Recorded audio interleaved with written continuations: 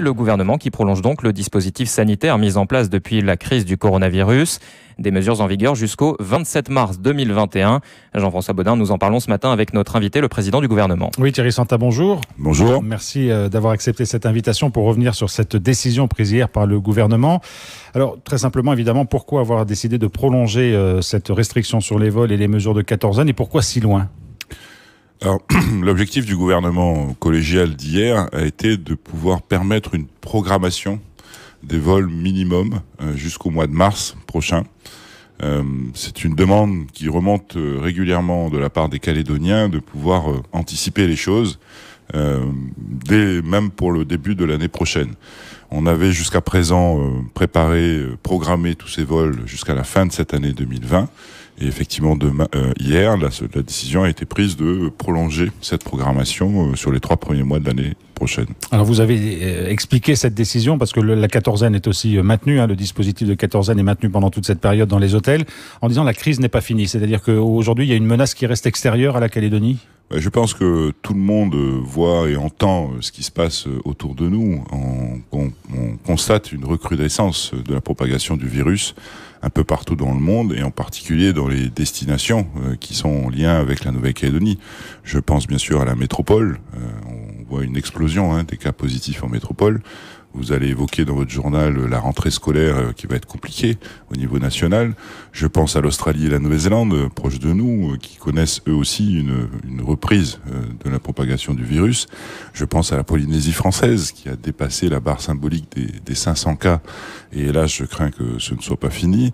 Donc vous voyez que finalement, on est un petit village gaulois là, au milieu de tout ce monde entier, où on vit normalement ici en Nouvelle-Calédonie parce qu'on a cette chance de ne pas être contaminé par le virus.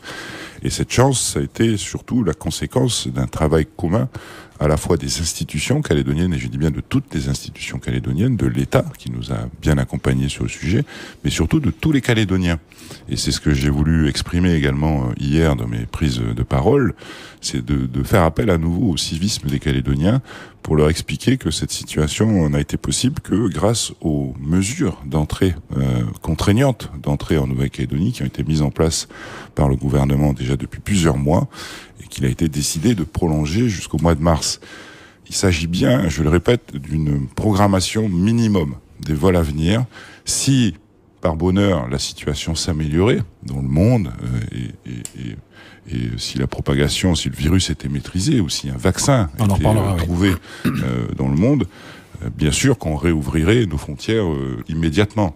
Mais dans l'état actuel des choses, ça a été la décision du gouvernement pour gérer la situation au mieux et permettre à chacun d'avoir un peu de perspective finalement dans les déplacements possibles vers ou à destination de la Nouvelle-Calédonie. Alors les déplacements possibles, et vous l'avez dit hier, sont des déplacements nécessaires, obligatoires, des déplacements d'urgence, mais les déplacements, les voyages d'agrément, vous avez été très clair hier, vous allez dire les Calédoniens, il va pas falloir aller prendre des vacances à l'extérieur du territoire. Ça crée un peu d'anxiété tout ça. Alors, je ne sais pas si ça craint de l'anxiété. J'espère surtout que les Calédoniens vont comprendre que ce sont des mesures qui permettent de les protéger, comme ça a été le cas depuis le début de la gestion de cette crise.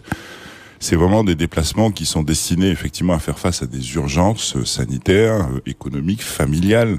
Et quand je dis ça, je pense à des situations extrêmement difficiles que certaines familles vivent quand l'un d'entre eux décède et qui sont à distance les uns des autres. Et ben on essaye, le gouvernement, de faire en sorte que les familles puissent se rapprocher malgré tout. On pense au domaine économique où les entreprises ont besoin de faire venir des personnels de l'extérieur pour qu'elles fonctionnent dans les meilleures conditions. Je pense aux enseignants qui ont besoin aussi de venir ici en Nouvelle-Calédonie où on a des rotations d'enseignants d'extérieur. Je pense au personnel de santé où on a également une rotation importante des personnels de santé, que ce soit pour les hôpitaux, les dispensaires ou même les médecins privés. Je pense aux étudiants qui finissent leurs études et qui veulent rentrer au pays. Je pense aux Calédoniens qui sont allés se faire soigner à l'extérieur et qui veulent rentrer au pays. Ça sert à ça. Tout le dispositif sert à ça. Il sert pas à effectivement partir en vacances. C'est aberrant de comprendre, d'imaginer que des Calédoniens pensent qu'ils peuvent partir comme ça en vacances, au-delà du fait que ça coûte très cher tout ce dispositif de quatorzaine qui est mis en place par le gouvernement et qui va rester gratuit jusqu'à la fin de l'année, c'est surtout faire prendre un risque à la population calédonienne de partir à l'extérieur juste pour passer des vacances et revenir ensuite en Nouvelle-Calédonie, ou de faire venir des familles extérieures pour passer des vacances ici en Nouvelle-Calédonie. Il faut que les gens comprennent bien qu'on est encore en crise et que ce dispositif a pour objectif premier et unique de protéger la population calédonienne. La contrainte, c'est aussi que le gouvernement a fait le choix qu'il n'y ait pas plus de 600 personnes qui soient accueillies dans les hôtels en quatorzaine. C'est aussi la jauge qui est finalement le repère pour cette opération. Alors c'est un choix qui est dirigé par nos contraintes, nos capacités de gestion sanitaire. Tout ce dispositif de quatorzaine est contrôlé par la direction des affaires sanitaires et sociales de la Nouvelle-Calédonie, qui a fait un excellent travail depuis le début de la gestion de cette crise, et qui a ses limites, d'une part, et d'autre part, on est toujours, vous savez, gouverner, c'est prévoir, gérer, c'est prévoir, et on envisage toujours la possibilité que malgré tout ce dispositif, éventuellement, le virus s'introduise en Nouvelle-Calédonie. Et là aussi, il faut qu'on garde nos capacités de gestion, d'identification, d'isolement de personnes qui pourraient être contaminées à l'intérieur de la Nouvelle-Calédonie. Donc c'est tout ça qui est pris en considération et que nous prenons en compte pour déterminer cette jauge des 600 personnes maximum simultanément en hôtel et qui nous permet d'envisager toutes les possibilités. Alors, en annonçant hier pour la prolongation des mesures de restriction sur les vols internationaux jusqu'au 27 mars 2021, vous avez aussi signalé, le gouvernement a pris la décision que la quatorzaine serait encore prise en charge par le gouvernement jusqu'à la fin de l'année. Alors, pourquoi uniquement jusqu'à la fin de l'année et sur quel argent? Parce que vous l'avez rappelé, ça coûte très cher. Ouais, ça coûte excessivement cher jusqu'à la fin de l'année, puisque le budget supplémentaire de la Nouvelle-Calédonie va être adopté, je l'espère, par le Congrès dès jeudi, vendredi prochain. La séance du Congrès est prévue pour cela, et dans lequel budget supplémentaire est prévu effectivement tous les crédits nécessaires à la gestion de cette crise. Et ce budget donc est valable jusqu'au 31 décembre 2020. Il a été possible de mettre en œuvre ce dispositif financier grâce aux prêts que la Nouvelle-Calédonie a contractés auprès de l'AFD et grâce surtout à la garantie portée par l'État de 100%. Et c'est bien grâce à ce financement de 28,6 milliards qu'on va pouvoir dégager à peu près 9 milliards pour la gestion complète de tout ce dispositif d'entrée en Nouvelle-Calédonie. Restera à se positionner pour la période de janvier au 27 mars. La question se posera au moment de l'élaboration du budget primitif 2021 de la Nouvelle-Calédonie. C'est une vraie question. Certains auditeurs nous demandent déjà, puisqu'ils savent qu'il y a un report de ces mesures de restriction sur les vols, est-ce que les avoirs qui ont été faits sur les billets d'avion seront prolongés également parce qu'ils étaient pris en compte pour 18 mois pour l'instant? Non, le dispositif de 18 mois d'attente d'avoir en attendant reste en vigueur, il ne changera pas, il n'est pas prolongé en même temps que nous prolongeons la suspension, enfin l'organisation des vols que nous mettons en œuvre. Alors dans la quatorzaine, il y a une petite évolution. L'hôtel Beau Rivage a fait une proposition au gouvernement de mettre ses chambres à disposition pour des quatorzaines à destination des entreprises. De quoi s'agit-il exactement? Est-ce que ça rentre dans les fameuses 600 places qui sont organisées sur l'ensemble du territoire? En tout état de cause, on reste dans la jauge des 600 places, comme je vous le disais, pour des raisons d'organisation sanitaire, de capacité d'organisation sanitaire, ça ne changera pas.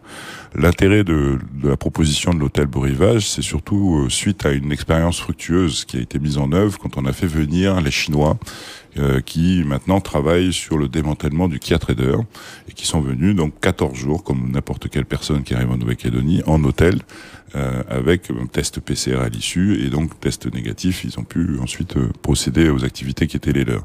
Et ça a été une expérience très pertinente puisque tout ça a été pris en charge par l'opérateur lui-même. Donc la Nouvelle-Calédonie n'a pas financé cette opération. On a financé uniquement les 2 infirmiers ou médecins qui étaient présents en permanence dans les hôtels, comme dans tous les hôtels qui sont utilisés pour nos quatorzaines. Et c'est ce dispositif-là que l'hôtel Beau Rivage a proposé au gouvernement de poursuivre finalement au bénéfice des entreprises calédoniennes. Et le gouvernement a accepté cette proposition. Et donc d'ici peu, donc d'ici la semaine prochaine, pourra être commercialisé par l'hôtel Beau Rivage, leur chambre, au bénéfice des entreprises calédoniennes, pour leur permettre de pouvoir faire venir plus rapidement du personnel extérieur. Tout cela dans le cadre du protocole de la DAS avec, je le répète, un PCR 72 heures avant le départ, avant l'embarquement, 14 jours en hôtel et un test PCR à nouveau à l'issue des 14 jours. Et si tout ça est négatif, la personne peut rentrer ensuite dans le pays. Mais la prise en charge, ce sont les entreprises qui s'en occupent. Par contre, tout cela sera facturé aux entreprises. C'est l'hôtel Beau Rivage qui va commercialiser ces chambres. C'est différent des dispositifs pour les courts séjours qui a été mis en place par le gouvernement pour les besoins absolument vitaux et essentiels de la Nouvelle-Calédonie ou de certaines entreprises. Alors, il faut bien faire cette distinction. Vous avez raison, Monsieur Baudin, parce qu'il y a peut-être une confusion en la matière. Donc là, on parle bien d'un dispositif qui respecte à la lettre le protocole normal de la DAS avec des 14 jours pleins à l'hôtel avant de pouvoir rentrer dans le pays. À côté de ça, le gouvernement a mis en place un dispositif court séjour, comme vous dites, qui permettent à certaines entreprises très spécifiques, pour des besoins très précis, vitaux pour l'entreprise, mais surtout fondamentaux pour la Nouvelle-Calédonie, pour des personnes qui ne peuvent pas rester très longtemps sur le territoire. C'est en général des experts de très haut niveau qui sont demandés partout dans le monde et qui peuvent pas se permettre de passer 14 jours dans un hôtel avant de pouvoir intervenir 3-4 jours sur les installations qu'ils doivent entretenir ou mettre en œuvre. Et ce dispositif-là, lui, reste géré par le gouvernement spécifiquement. C'est un dispositif qui est exceptionnel. Je le dis parce que on a eu un certain nombre de demandes de la part d'entreprises. On a eu plus de 150 demandes depuis que ce dispositif a été mis en place et on en a autorisé 5. En tout et pour tout 5. 3 ont déjà été mis en œuvre et 2 devront l'être bientôt. Donc c'est vraiment des autorisations exceptionnelles avec des règles très précises où la personne est malgré tout en hôtel mais peut sortir la journée avec un accompagnement, avec des véhicules dédiés, avec des équipements complets, avec des règles de distanciation strictes par rapport à la population pour pouvoir intervenir sur le lieu de leur travail et retourne ensuite à l'hôtel systématiquement pendant les quelques jours d'intervention qui sont les leurs pour reprendre ensuite l'avion et repartir. Une dernière question, Thierry Santa, vous l'avez évoqué hier lorsque vous avez annoncé l'ensemble de ces mesures. La Calédonie réfléchit à précommander des vaccins au cas évidemment où un vaccin soit mis en place. Le choix n'est pas fait. Quand est-ce qu'il sera fait et quel est le bénéfice de cette précommande ? Il y a effectivement une veille scientifique, je vais l'appeler comme ça, de la part de la DAS pour observer tous les laboratoires internationaux qui aujourd'hui travaillent, et on sait qu'ils sont nombreux, sur l'élaboration d'un vaccin contre ce virus. Il y a 5 laboratoires dans le monde aujourd'hui qui annoncent déjà être au stade 3, c'est-à-dire quasiment au dernier stade d'élaboration du vaccin, et on essaie d'envisager lequel sera le plus à même de sortir le vaccin au plus vite, de manière à précommander des vaccins de façon à ce que la Nouvelle-Calédonie ne soit pas la dernière roue du carrosse le jour où un vaccin sortira et que les Calédoniens puissent bénéficier le plus vite possible de ce vaccin dès lors qu'il sera élaboré. Très honnêtement, aujourd'hui, on n'a pas fait de choix. On continue à observer, puisque les choses sont quand même assez complexes en la matière. Il suffit qu'on en choisisse un et que ce soit l'autre qui sorte le vaccin avant. Donc il faut qu'on soit vigilant là-dessus, sur ce sujet. Mais c'est effectivement une veille qui est permanente de la part de nos autorités sanitaires. Thierry Santa, merci beaucoup d'avoir été avec nous ce matin. Merci à vous de l'invitation.